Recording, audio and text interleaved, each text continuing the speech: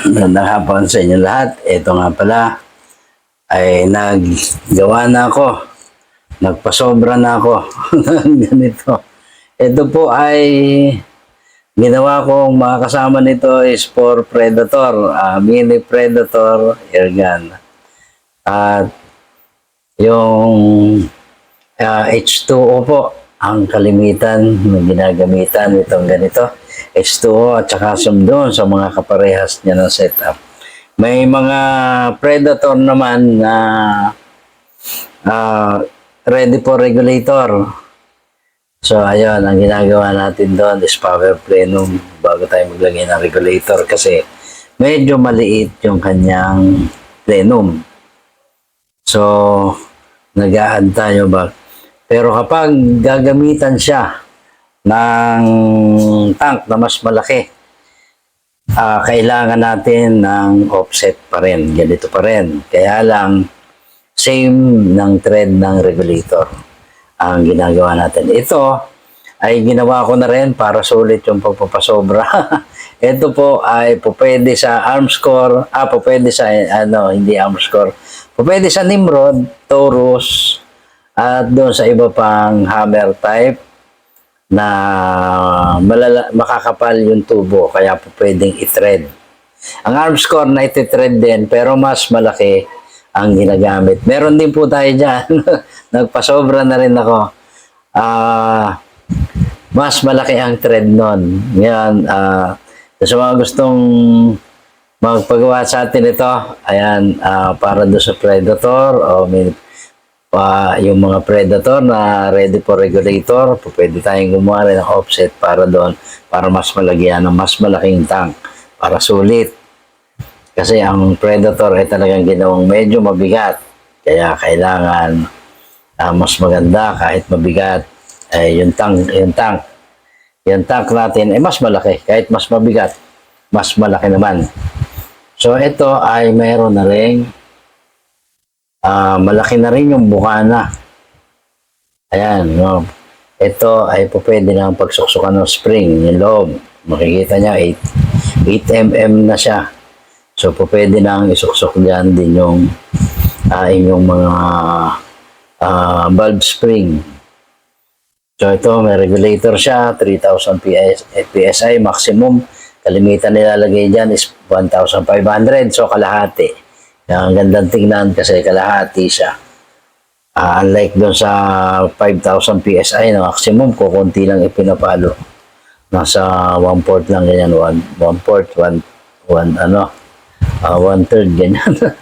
Ganun lang, kaya hindi masyadong kita. Unlike dito sa ganito, makikita mo pag pinuputok mo pa siya ay bumabalik ng konti. Then balik ulit siya. So ganun. So ito ay sakto sa regulator. Bagamat pala ako regulator dito, pero meron tayong mag-testing.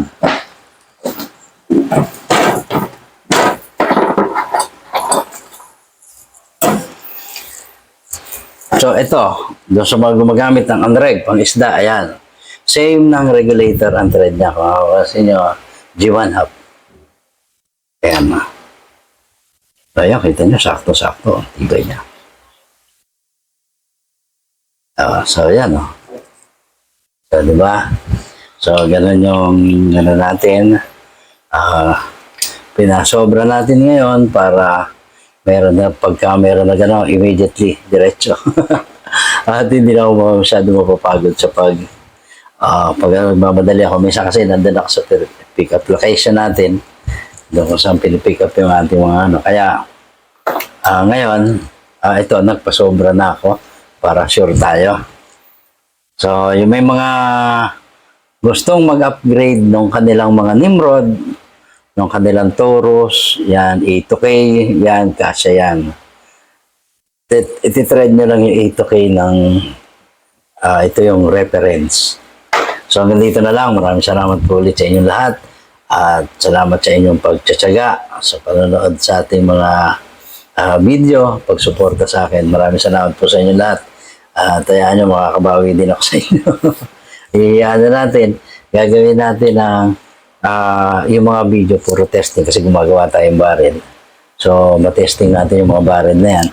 Although tested ko na rito yung iba at ginagamit na sa Predator ko, gawa na natin. So, maganda, meron pa tayo. May mga nabigyan na tayo nung yan. Wala namang reklamo. Okay naman.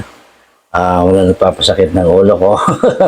At saka wala sumasakit ang ulo dahil dun sa gawa natin. Pero hindi pa tayo gagawa full blast, no, kagaya dito sa ating mga offset. Kaya ito po muna sa ngayon. Tapos yung barrel nga natin, walang sumusobra na ako gumagawa pag meron kailangan makagawa. Tapos iyan na. Siguro sa darating na pagkatapos ng eleksyon natin, national election, mag-i-start tayo doon na magawa para naman tayo, pipilitin natin mas mababa yung price niya compare doon sa iba. At yung quality, kagaya kay Sir Aglangaw, Sir Aglangaw, nagagawa na rin siya. Ang ganda ng kanyang na-review niya na kasi. Yung lugar niya, dito po kasi sa lugar ko, hindi na pwedeng mag-plinking, mag-testing. Doon, dumadayo pa po ako ng Batangas. Kaya, hopefully, pagdating doon, makakasama ko kayo, makapag-video ako ng mga kaganapan doon, yung ginagawa natin activity doon. Ito sa mga darating na araw, at may mga plano pa po ulit na pupunta ulit doon. Kaya, ganito na lang, i-share ko. Kontakin nyo ako, PM nyo ako doon sa mga may gusto mag-upgrade ng airgun ninyo. Kahit anong offset, kahit anong parts, basta made of T6 alloy, magagawa natin yan para sa inyo. Maraming salamat po muli.